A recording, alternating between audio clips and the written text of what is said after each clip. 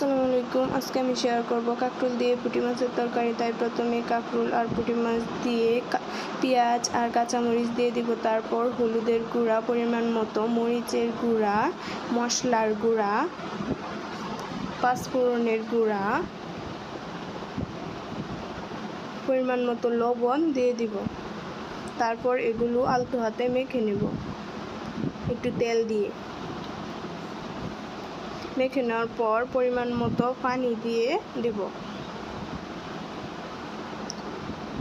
এখন ঢাকনা দিয়ে ঢেকে দেব তরকারি রান্না করার জন্য।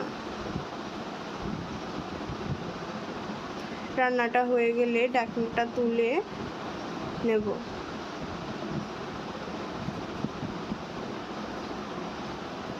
এখন চুলাটা বন্ধ করে দেব। রেডি কাঁকরোল দিয়ে পুঁটি মাছের তরকারি।